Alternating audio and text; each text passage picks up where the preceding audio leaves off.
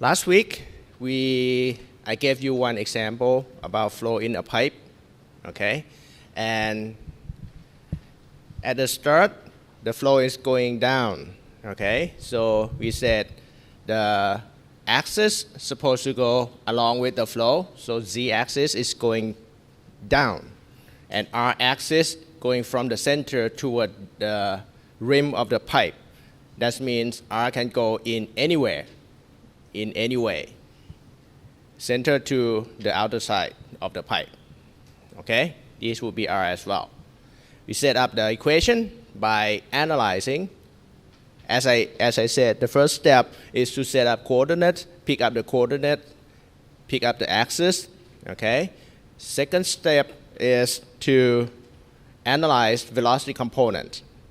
Last week, from these examples, we analyzed that VR is 0, Vz is 0, and Vz is not 0, and it is function of R only, okay? From that, we end up with the shape of the shell to be cylindrical shell with the thickness of delta R. And then analyzing the fluxes, set up the shell balance, end up with this equation, and then eliminate all terms that are 0. For instance, these two terms will be the same, so it cancels out. And then take the limit, delta approaching 0. We end up with this differential equation. And I introduced the term modified pressure by combining the actual pressure with the head of the liquid above the position. Then you can get modified pressure. From this, you integrate it using the boundary condition, and you solve, you get velocity profile to be parabolic like this.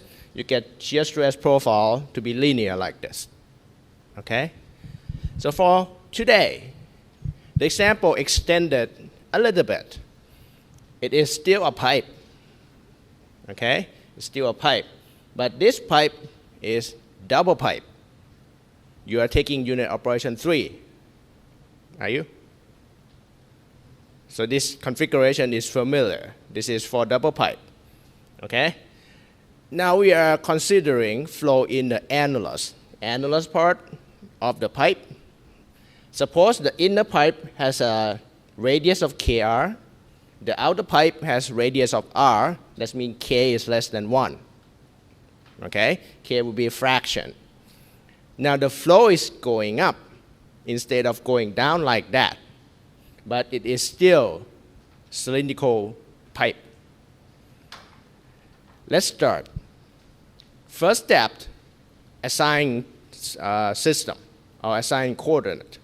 This looks cylindrical, so it must be cylindrical coordinates, and we are going to pick one axis to go along with the flow, right? So that means z-axis is now going up, and you have r-axis going from the center toward the rim of the pipe in the same manner, right? Then, analyzing velocity components, now we have VR, V theta, Vc. Is VR 0?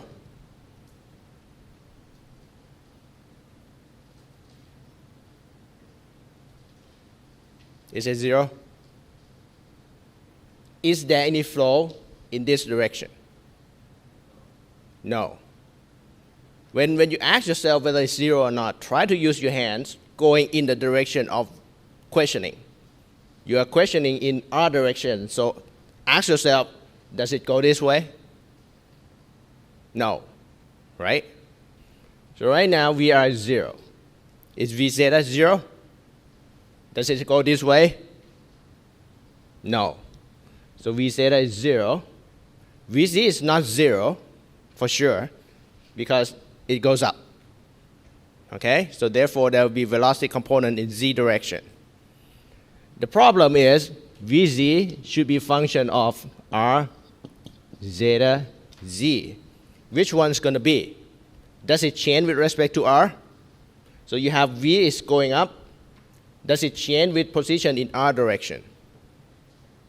Can you find 2 points in this r direction that velocity are not the same?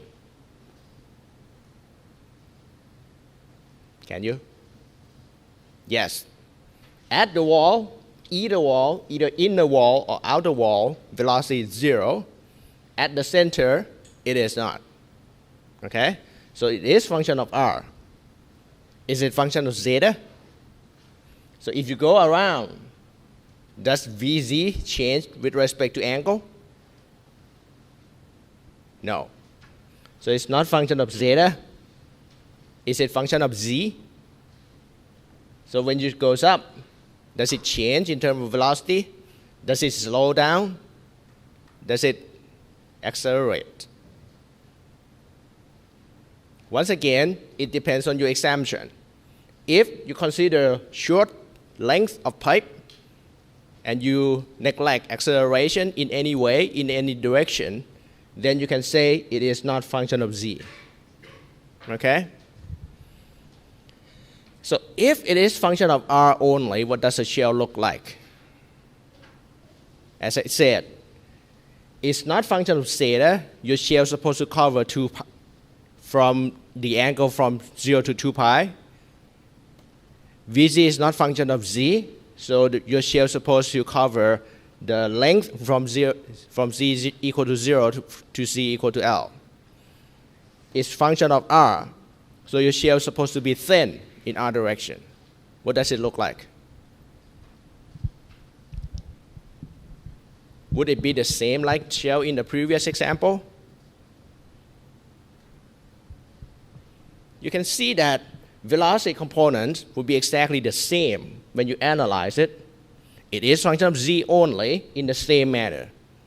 So would the shell in this problem be the same as shell in previous problem?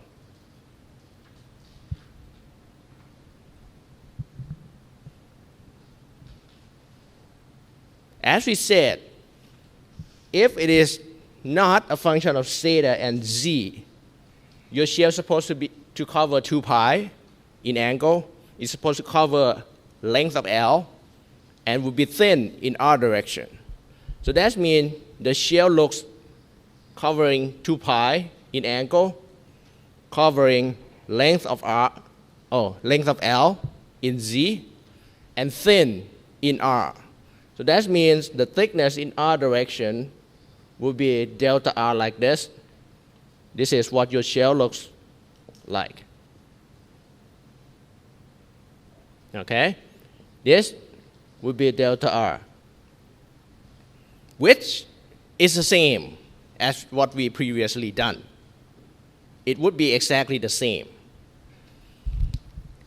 The question is, if the shell looks the same, would the shell balance look the same as well?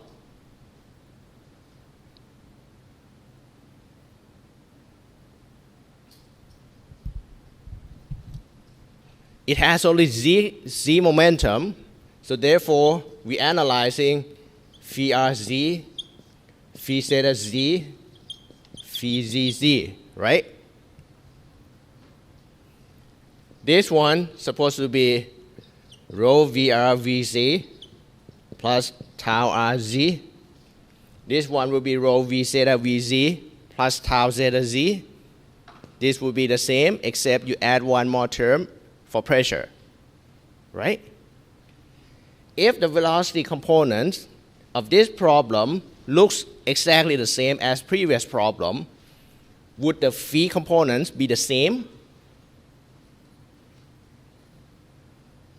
Yes, it will look exactly the same. And then the shell itself looks the same. So that means the area that you need to multiply by the flux is supposed to be the same as well. So in other words, the shell balance equation would be like this. Okay? What will be the only difference between these two problems? Which term in this equation must be changed? Can you figure it out?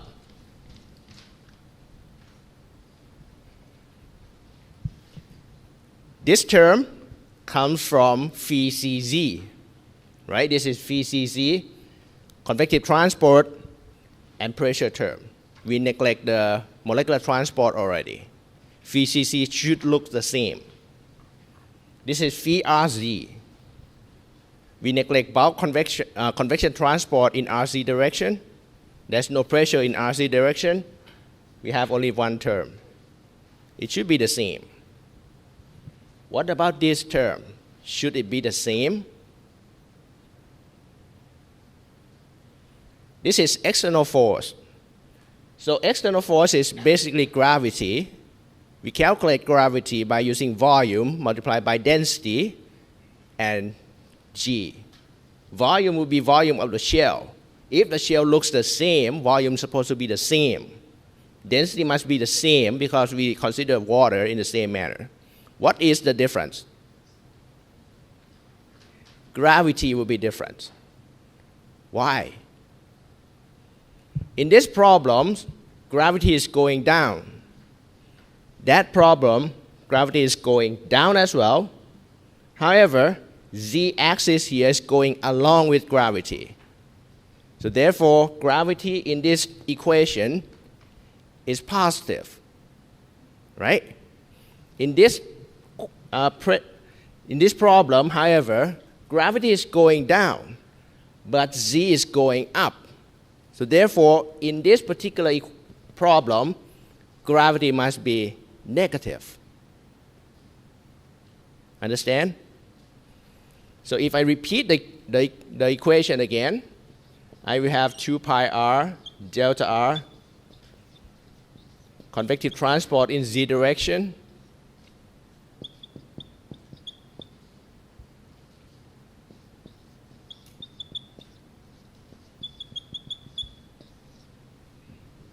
pressure,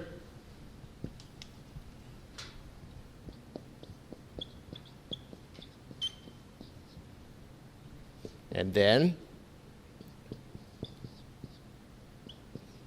RZ component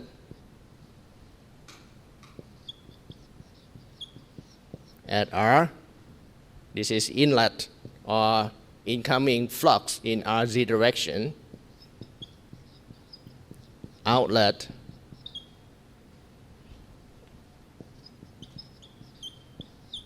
and then this term must be 2 pi r delta RL, which is volume of your shell times rho, then you get mass, times G.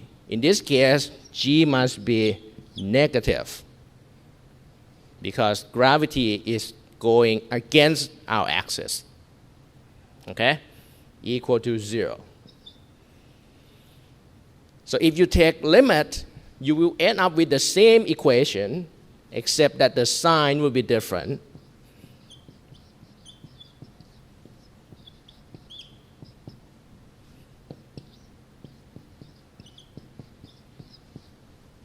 If you notice, VZ in this case will cancel out still, because VZ is not function of Z. They're both the same, so they cancel out. Having pressure left and this term left, if you divide everything by delta R, taking limit delta R approaching 0 in the same manner as what we did, we end up with this equation. Okay? The only difference is now you have negative rho G instead of positive rho G in the previous examples like this. Okay? In the previous examples, I said modified pressure, PI, is absolute pressure minus rho GI. Right?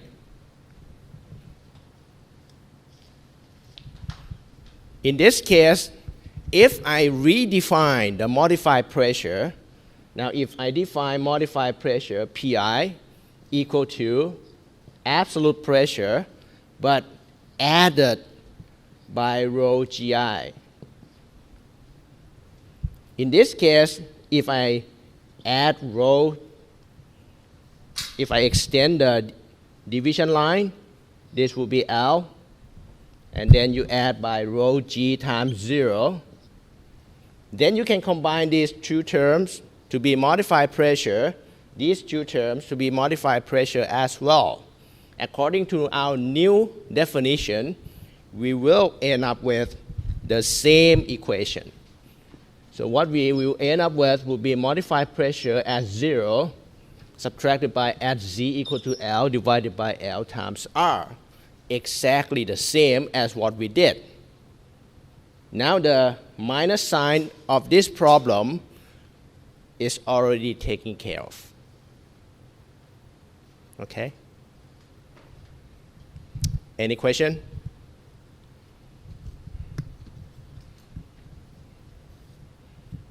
Do you understand? Do you need a minute? Okay, I give you a couple of minutes just to make sure that you understand why at the end this equation for this particular problem and the previous problem will be the same.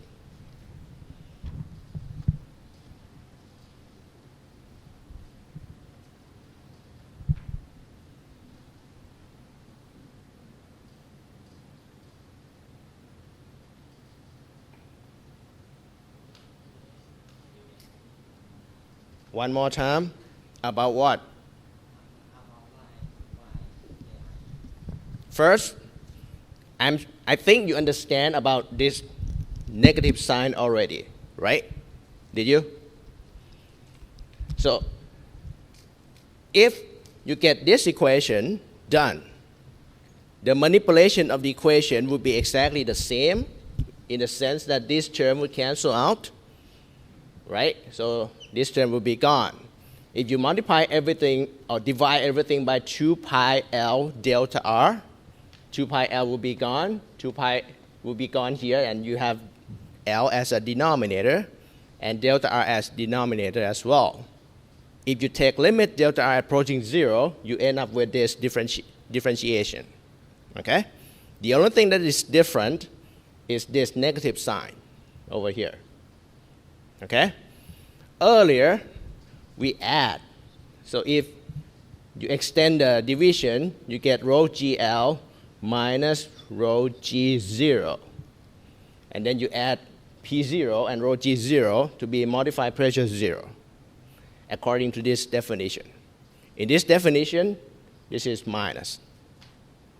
But in this one, we want to combine two terms, P0 and rho G0, or PL and rho GL, in the same manner.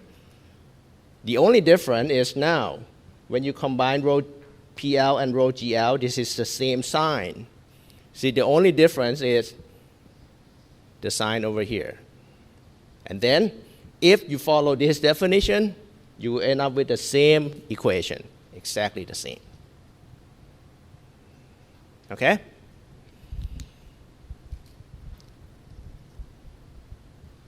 Next question is, if I end up with the same differential equation, will I end up with the same velocity profile?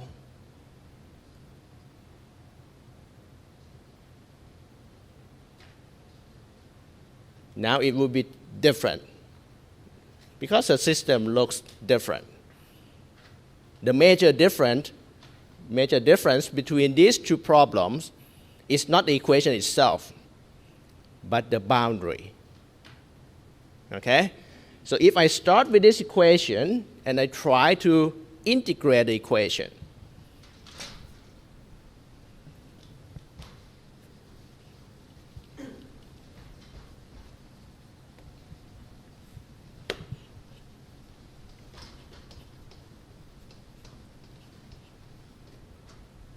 so I will keep this picture for a while.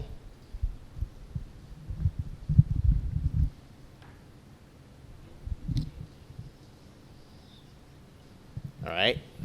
From that equation, if I integrate it, I get R tau RZ equal to P0 minus PL over L R squared over 2 plus C1 after integration. Okay?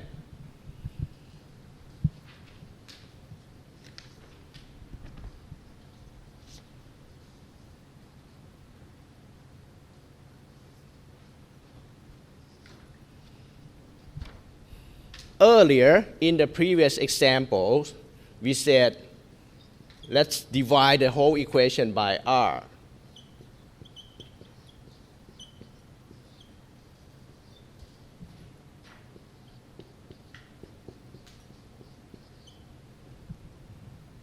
And previously we said at r equal to 0, when r equal to 0, this term cannot be infinite because the shear stress at the center must be some value. It's not infinity. So therefore, the only way to keep tau rz to be finite number instead of being infinity is that C1 is 0. Can we use the same trick here in this problem?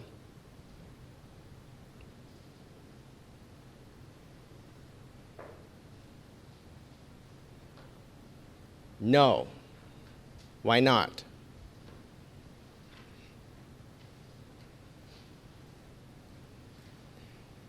It seems like you cannot do the same thing, you cannot repeat the same thing. That's understandable. Your gut feeling said it wouldn't be the same. But there's no reason, right? The very reason that you can use, I mean, the only reason that you have to consider is that earlier our boundary condition occurred as r equal to 0. And then we said tau rz is not infinity. Okay? Now you have to consider at r equal to 0 in our new problem is located here. Now, let's step back one step, asking yourself, what is our system? Is our system the whole pipe? No, it is not. Okay? In this problem, our system is water. It's just water. So the shape of our system in this problem looks like donut. Okay? At the center, there is no water. So system does not count center here. So that means at r equal to 0, it is out of our system. So therefore, this boundary condition is no longer applicable because r equal to 0 is not even inside our system. We cannot use it. Okay? So our system is only in the annular part or in the donut part. It does not include r equal to 0. So that means this is not valid boundary condition. All right? So there are two ways to solve the problems. First, in the textbook, in your English textbook, they said, let us define one point. If you draw the line here, at this point, velocity is supposed to be 0 because it is at solid interface. At this point, velocity is 0 again. It is also solid interface. Somewhere in between, the velocity is going up, is non-zero. Okay? So you expect velocity profile to go like this, going up and somehow return to 0 somewhere. This maximum point is defined to be at the location where r equal to lambda r. Lambda again is less than 1. Okay? So lambda is larger than k, but is smaller than 1. Now, at this inflection point, slope of this line is 0. And we know that tau here is equal to minus mu dvc by dr. dvc by dr itself is slope of this line, right?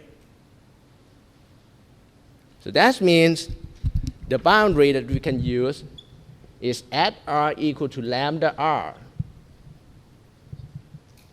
dvz by dr is equal to 0, because the velocity profile is going back to 0. That means this is a maximum point of velocity. When you have maximum velocity, differentiation of velocity with respect to position is 0. Okay? Or it is called inflection point. That means tau rz is 0 here, because tau rz is minus mu times this slope. Okay? So then you can solve this part.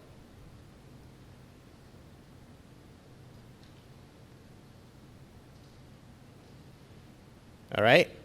Once you solve this part, you get C1. You add C1 back into the equation, and then you replace tau rz with this Newton law. You integrate again, you get velocity component. Or you get velocity vz as a function of r. Okay? If you integrate it again, you get vz as a function inside, that's supposed to be r after integration. And then inside, that's supposed to be lambda and another integration constant C2. Right?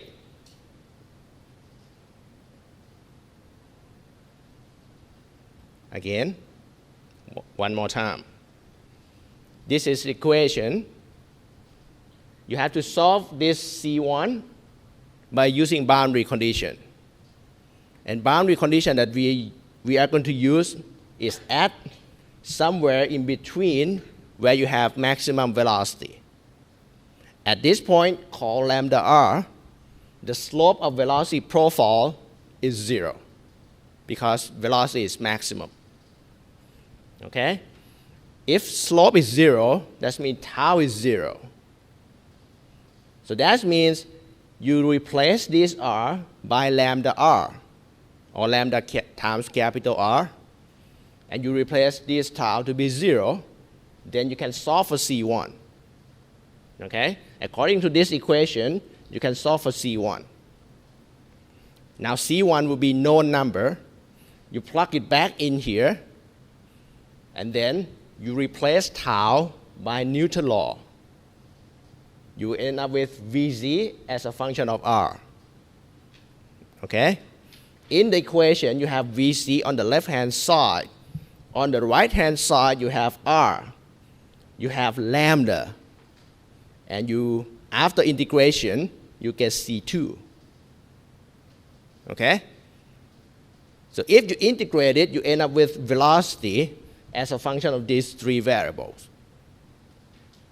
Of course, R, V depends on R, for sure. What you need to do is finding two variables, lambda and C2. In order to find these two variables, you need two boundary conditions. That means you need to know velocity at 2 points in the system. 2 points that you know will be here and there, right? So that means in order to find these two variables or two unknowns, you need two boundary conditions. The first one will be at r equal to kr, Vz equal to 0. The other one is at r equal to capital R, Vz is 0 again. One single equation, two unknowns, you need two boundary conditions. Solving these two equations, you can get lambda and V and C2. Plug it back in here, you end up with velocity profile. Okay? Understand?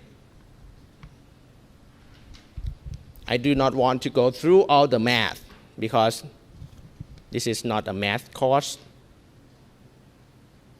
Math is your responsibility. Okay?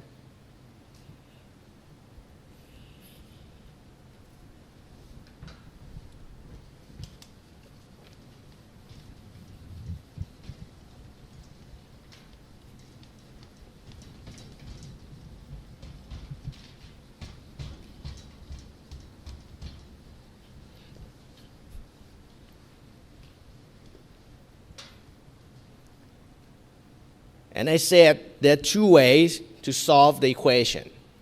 First way is described in this panel. The other way is if I use this equation and replace tau by Newton's law right away, I will get minus mu dVc by dr equal to pressure difference over L times R over 2 equal to C1 over, plus C1 over R, right?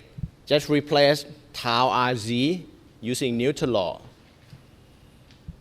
From this equation, if I move mu to the right-hand side and integrate it right away, I will end up with Vc as a function of R, of course, and inside the right-hand side of this equation after integration, you get C1 and another integration constant C2,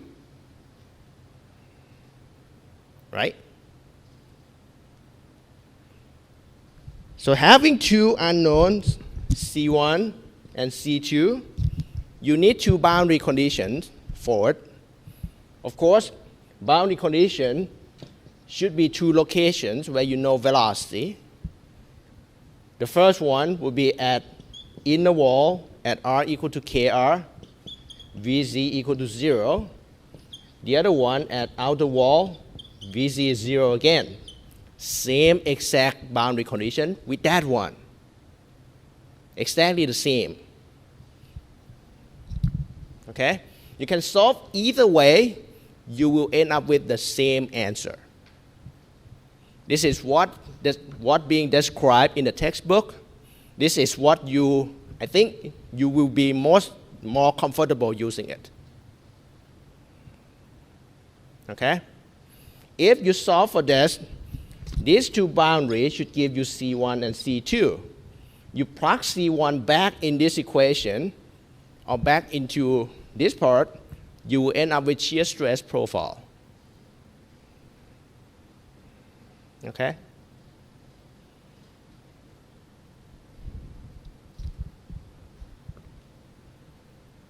I will give you a couple minutes just to make sure you understand these 2 points, these 2 ways to solve. If you have time, please do both ways on your own.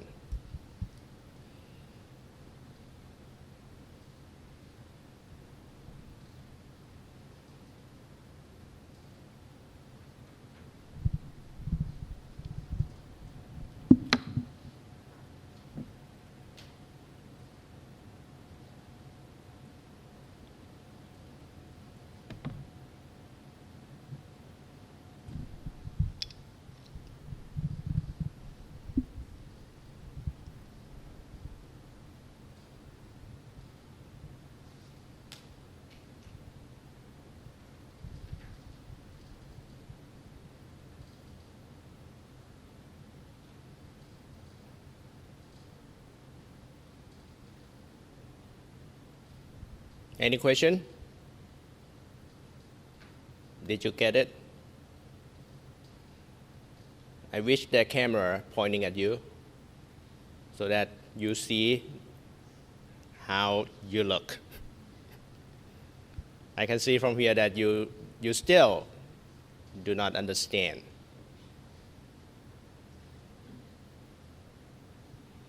But you feel better if you try integrating yourself. Okay?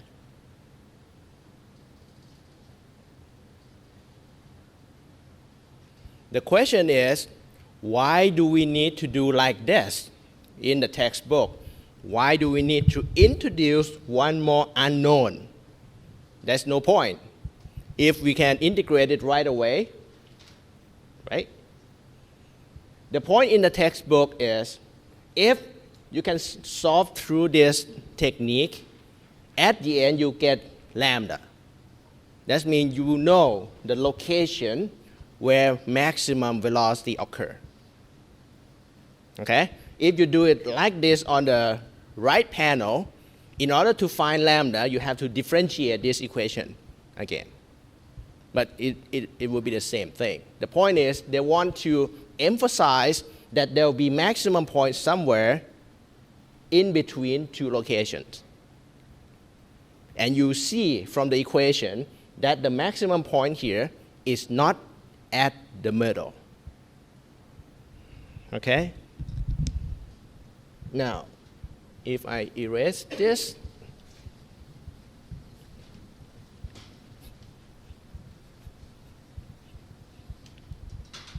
and if I draw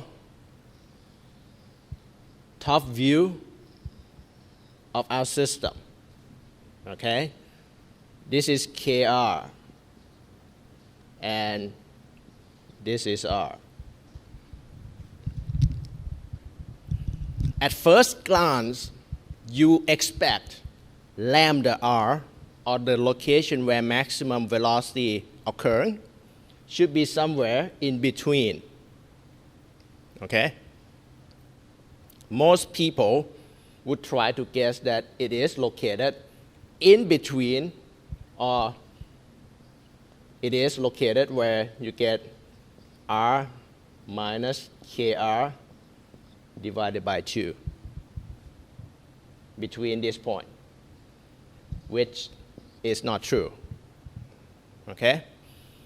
Exact position of lambda should be located somewhere.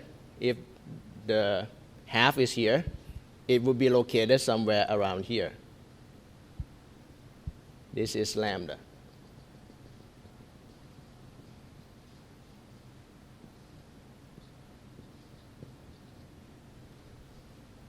It's not even at the center, at the middle point. Why? You have to understand that this part and that part should carry the same flow rate, same volumetric flow rate. Okay? So that means in order to find lambda, actually the area here of the inner donut and the area of the outer donut must be the same. So there is no way that this dotted line stay at the middle between these two gaps. So you have to balance cross-section area here and out there to be the same.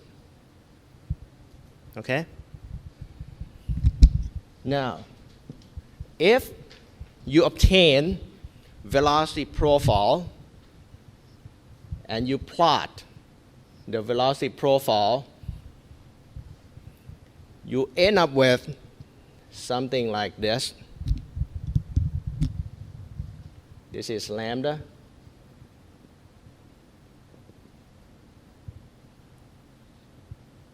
It will be something like this.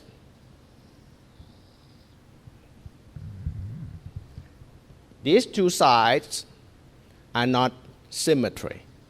This side is a little bit small. This side is a little bit bigger. All right, the flow rate looks, the flow velocity profile looks like this. This would be your Vz as a function of R.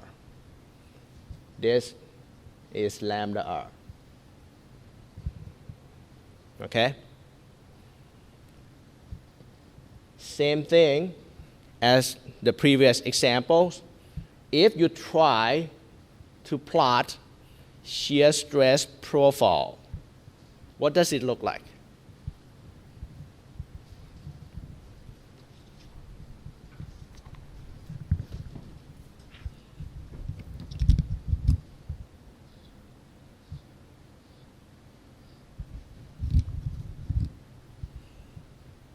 you get this picture.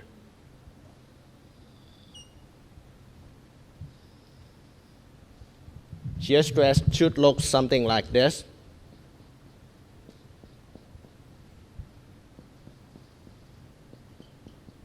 This is tau RZ. Okay? It will be positive in this area, and it will be negative in this area. So from KR to lambda R, tau RZ is negative. From lambda R to capital R, tau RZ is positive. So it's positive here, it's negative here. Why?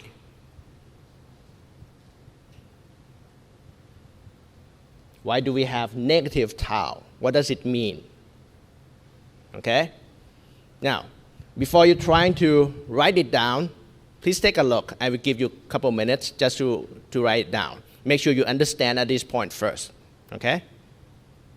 Now, think about this. Tau RZ, if you, by itself, it has two meanings. Shear stress and momentum flux. Okay? By means of shear stress, it is force in z directions acts on the area, and the area is perpendicular to r direction. That's the meaning in terms of shear stress. In terms of momentum flux, this means z momentum transferring in r direction. Right? So if I try to write or draw a picture of tau RZ, this is z momentum transferring in r direction. This is tau RZ. Okay? And we know that z direction of the momentum should follow direction of the flow. If the velocity is going up, I should write here, it's going up, z is going up, right? This is z, this is r, this is also r. This direction of momentum follows direction of velocity. Velocity is going up everywhere. So that means z momentum, direction of z momentum, should go up everywhere. Okay?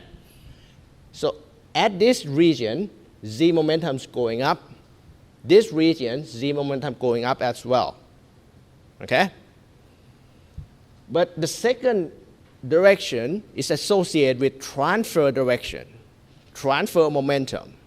And we know that momentum is transferring from high velocity area to low velocity area. So in this direction, or in this area, maximum velocity is here, and it's transferred to smaller velocity. So transfer direction in this region goes like this. On this region, maximum velocity is located here, transferring to smaller velocity. So it's transferred there. Okay? You see that this area has transfer direction in plus r axis. Remember, r goes from center to outer part. So this direction is plus r. So it's going plus r. This is plus z, going along z direction. So plus plus, tau has positive sign. This one, on the other hand, r is going inward. This is minus r direction. R is going, the axis itself, r axis going from center outward. So this is going inward. That means this is going against r direction. This is negative r. Z here is still plus z. You have plus minus, tau in this region becomes negative. Okay? If you look on this side, it would be exactly the same.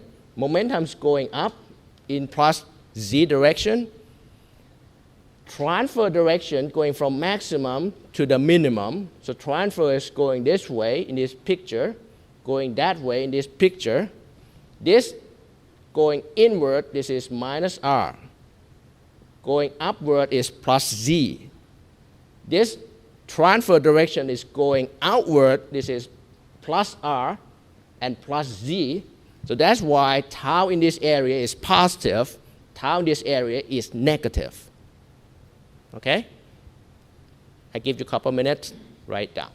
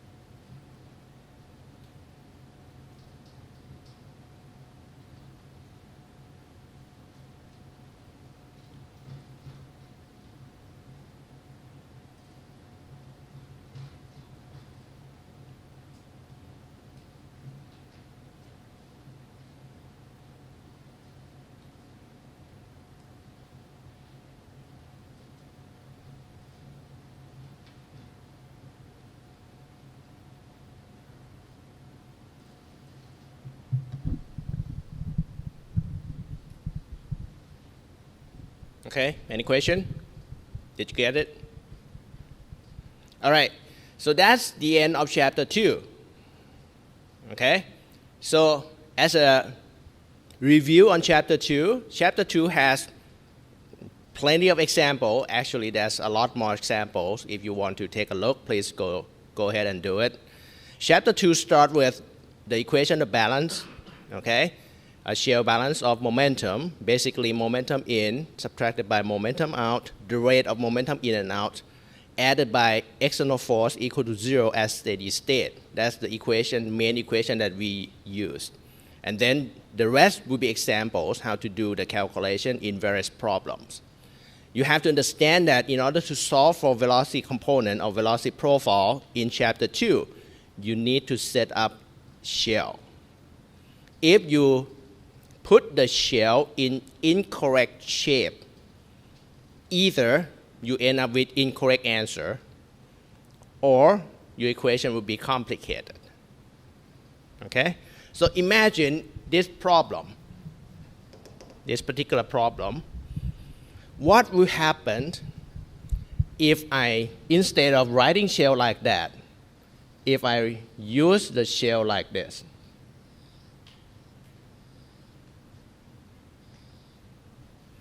This is delta z, and this is delta R. If instead of putting shell like this, I set up a shell like that, would I get the same answer? Same velocity profile? In this case, yes. But you have to understand, in our examples, shell has only one direction, which is thin. So that means when you integrate the equation or when you set up the balance, you end up with differentiation with respect to R, right? If it is thin in R direction, your equation will end up with differentiation with respect to R. And when you integrate with respect to R, that means it means like when you try to increase or decrease the size of the shell so that the shell cover the whole system. When you integrate with respect to R, basically you move shell from this side to that side of your system to cover the whole system. Okay? So if you set up shell like this in the same problems, now you end up with equation or differential equation with respect to R and Z. In order to cover the whole system, you have to integrate it twice. Integrate it with respect to R and integrate with respect to Z. Okay? In this case, there is no point of integrating in Z direction because velocity is constant in Z direction. So making shell like this is too complicated. But still, you end up with the same answer. Okay?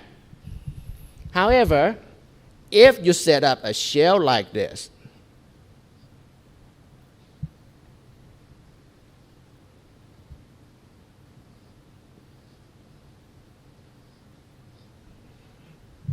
would you get the same answer? This side is delta R. This side is delta theta.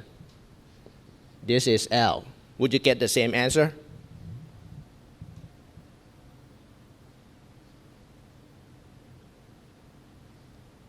Yes, right? Yes. But still, in this case of this kind of shell, you have to integrate it twice with respect to R and with respect to theta. Again, it's complicated. What about if I set up a shell like this?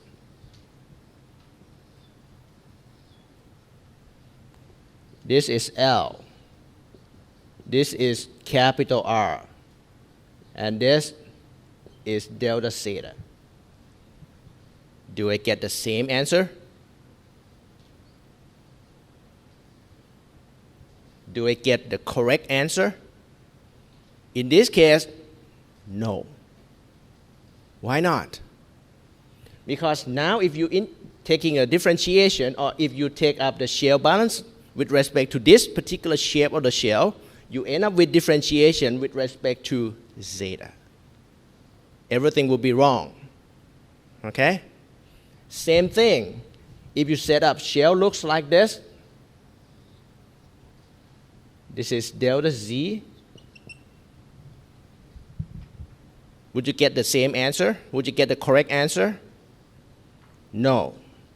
Shell like this, assume that every point within the shell share the same velocity. So shell like this means velocity here and velocity there are the same, which is not true. In our case, velocity at the center is higher than velocity at the outer part.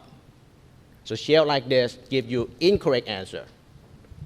Same thing like shell like this, it assumes velocity at the upper part and velocity at lower part would be the same, which is maybe true, but velocity here and there at different distance are not true. They're not the same, right? This shell gives you incorrect answer as well. So you see that picking up the shell shape of the shell is really important, determining whether you live or die in examination room. Okay? So people try to think, now, would it be nice to have some kind of equation that it is universal, can be applied to any system. You don't have to worry about setting up a shell anymore. In other words, if I set up a shell like this, this is delta R, this is delta zeta, and this is delta Z. For this problem, do I get the exact answer? Do I get the correct answer? In this case, yes, I will. But the point is, now you have to integrate it in three directions. But I will always get the correct answer. Doesn't matter what the problem looks like. As long as it is cylindrical, this kind of shell would always give you the correct answer. Okay? So the concept of chapter 3 is try to set up a shell that is universal, develop some kind of equation. After getting that equation, it means that that particular equation can be applicable to all kind of system, and you don't have to worry about setting up shell anymore. Okay? That's the essence of chapter 3. And we will start chapter 3 today. All right. Before going into the content of chapter 3, I need to give you definition of differentiation. There are three different definitions of differentiation. First is partial differentiation. Okay? For instance, if I differentiate concentration with respect to time, okay? If I write an equation like this, it means differentiation with respect to time where locations are fixed. Just like in thermodynamics. You have seen this in thermodynamics several times, right? So differentiate it with something where the rest of the variables are kept fixed. This is the definition of partial differentiation. You differentiate with only one variable, with respect to only one variable. The rest are assumed to be fixed. If this is time, then location would be fixed. Physically, what does it mean? That means you try to observe change in concentration in your system with respect to time at fixed point. Okay? Understand this. If I have a flow of river is flowing. If at one time, at time equal to 0, someone throw a bucket of red paint into the water, what will happen to the paint?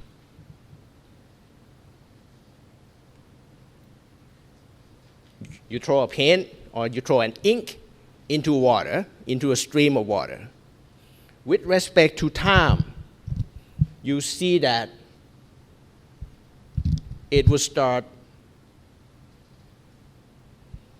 dispersing, right? If you go further, it will disperse further, both in the direction of the flow and the direction against the flow, or in direction irrelevant to the flow. This radius is supposed to expand because of the diffusion. If there's no flow, you throw ink in water, it disperses. If there is flow, it disperses still, but it's still being carried away in the direction of the flow. So there's a movement. If you look at this position, there's a movement away from the original location down to the stream. Understand? So if someone stand here and look at this location only. And I ask this volunteer to plot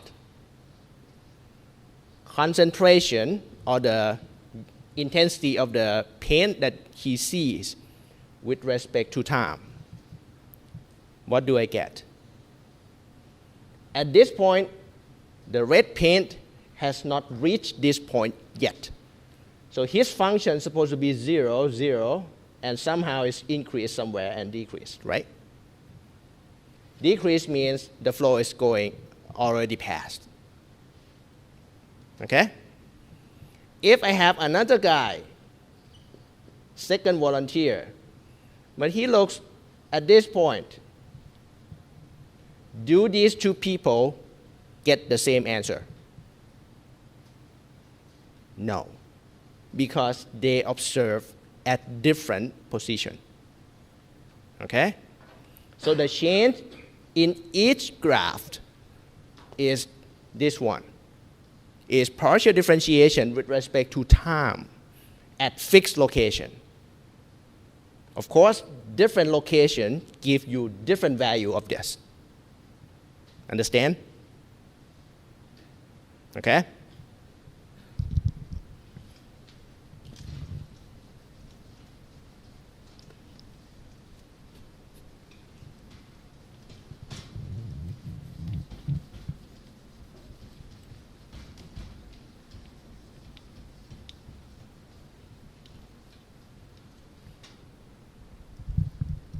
Now, the other one is called total differentiation, or dc by dt.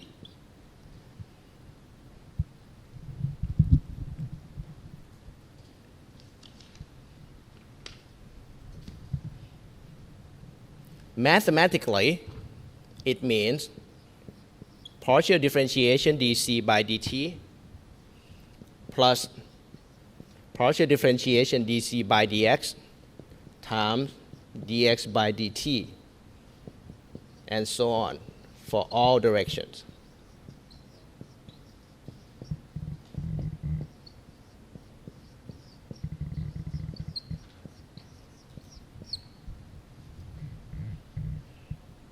This is chain rules that we have used in thermodynamics several times.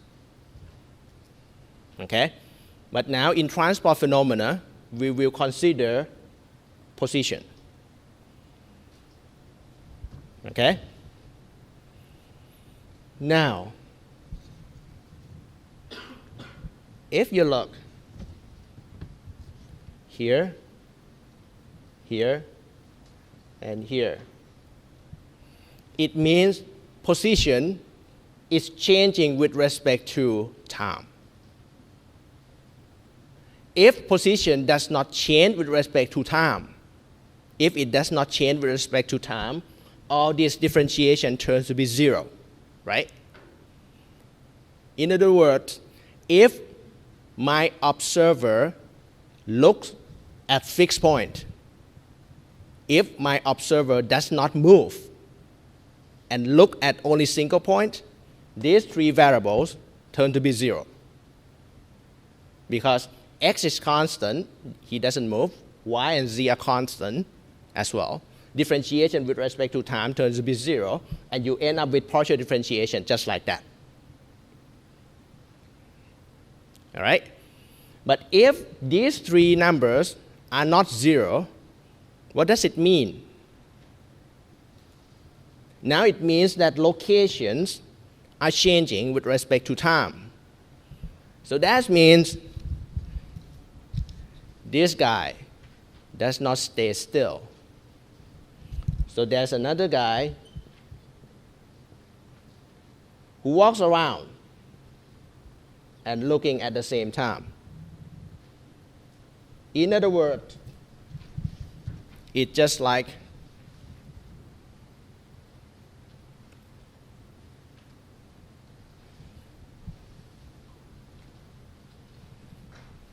a guy is sitting on a boat, looking at this point away from the boat, but the boat is moving around. So that means location of observer is changing, but the way location is changing is independent with respect to time. So they can change, this guy can change direction as he please. He can change in any way, in any direction, in any speed. What he observed, if you plot the red guy observation, c with respect to time would be some function. This function is represented by this equation. So that means what he observed should already include the speed that he travels, right? So the speed that the observer traveling are included in what he observed.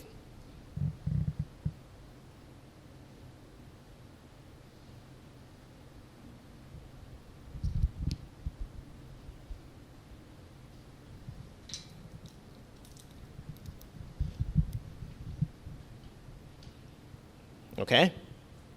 Last one is another guy. Now he stands on a raft. Do you know a raft? The raft has no engine. The raft itself flows along with the flow. Okay?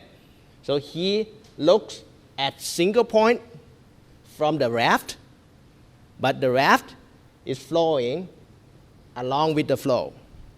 So that means this guy is traveling with the same speed as the flow. Okay?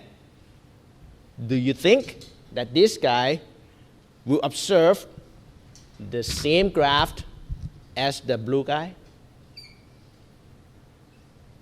Now the black guy observes something. This guy does not move around. He does not walk. This guy does not walk as well. But this guy is carried away by the flow. Do you think that these two guys report the same thing? No, they will not. They will not. All right? This is represented by the third kind of differentiation called substantial derivative or substantial differentiation. By definition, this is capital D. Okay?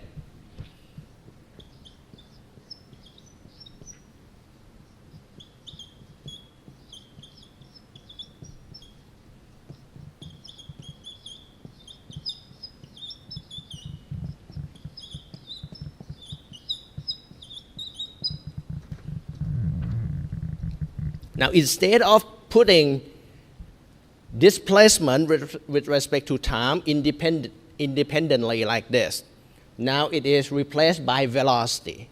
This velocity is the velocity of fluid. Okay? So now my observer is traveling with the same speed as the fluid.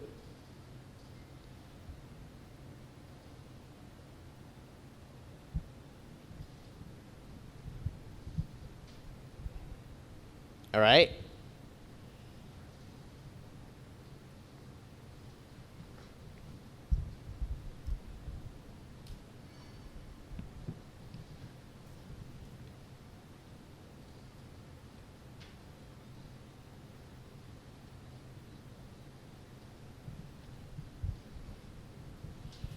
Now, think about this.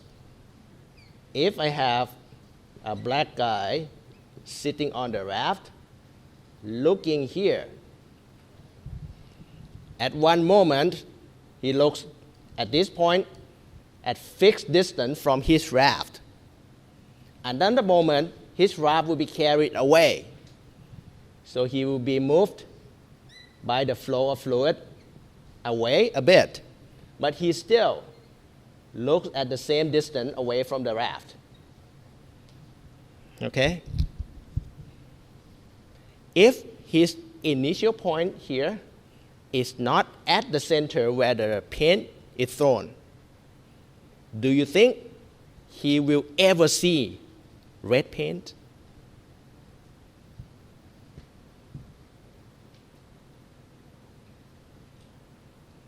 One more time, okay? Think about this. This guy is moving with the same speed as water itself. At one moment, some guy throw in a red paint at one location. If the initial point that he looked is not the center where the paint is thrown, do you think this guy will ever see red paint in water?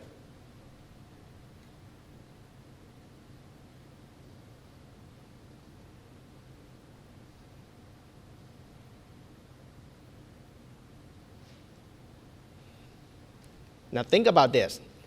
If this red dot is not a paint, if the red dot is a garbage bag, okay, someone throw a garbage bag in river, a bad guy,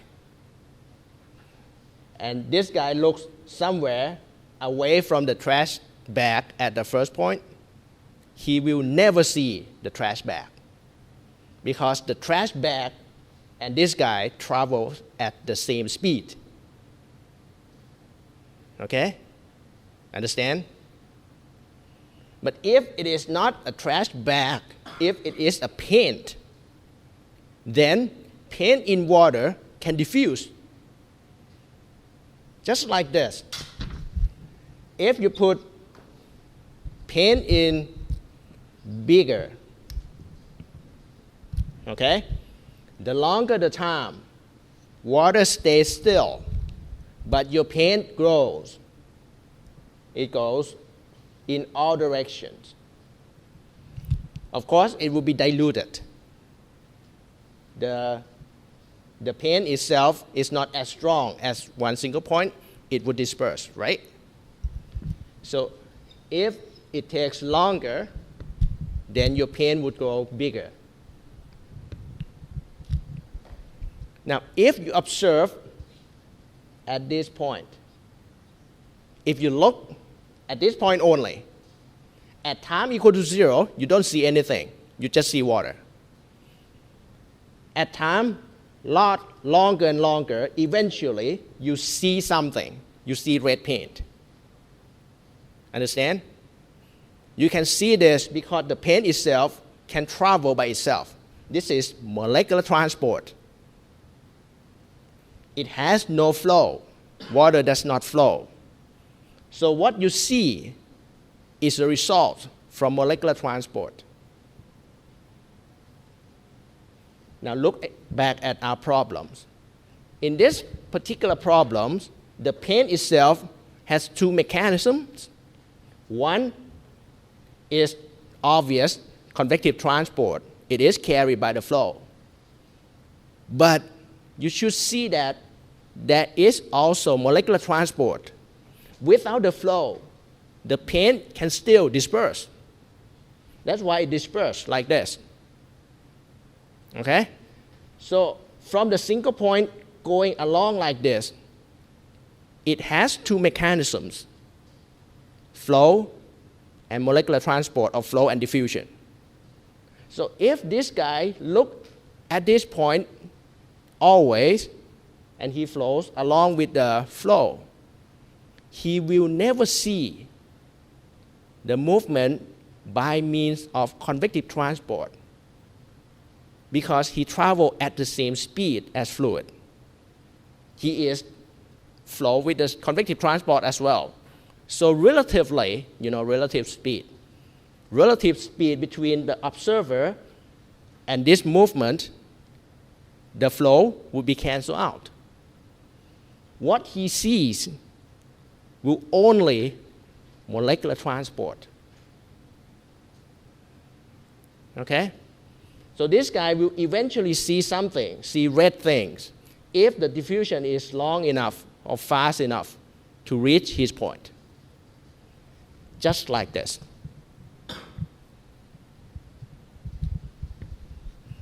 Okay? I will give you 2 minutes.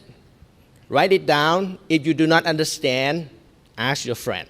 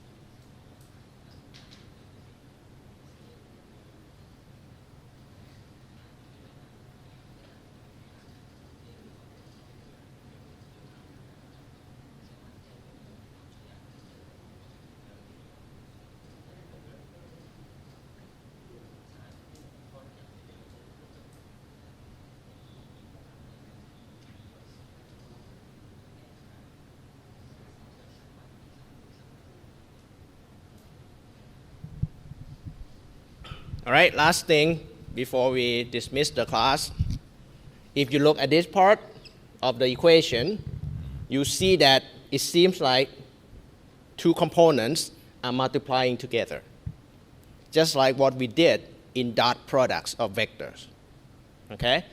So this can be rewritten as V dotted del C by dx dc by dy dc by dz, that's del C. Okay? So by definition, substantial differentiation of anything will be defined like d by dt should equal to differentiation with respect to t partially plus v dot del something. So if it is temperature, you put temperature here, you put temperature there, and temperature over here. If it is concentration, you just put variable out here. This is called substantial derivative. By physical meaning, substantial derivative would report the change by means of molecular transport only. Okay? After you know about these three kinds of differentiation, then on Thursday, we will try to derive the equation that can be used for any problems. And you will amaze that equation is so easy, I cannot finish in 2 panels. The equation is very long. Okay, any question? The first homework is announced in Cosville. Okay, if it is not announced today, it will be shortly. The homework would be due within a week, just 1 week. And I will suggest you to do homework by yourself because the homework is the previous examination. Okay, try to do it yourself so that you see how easy it is.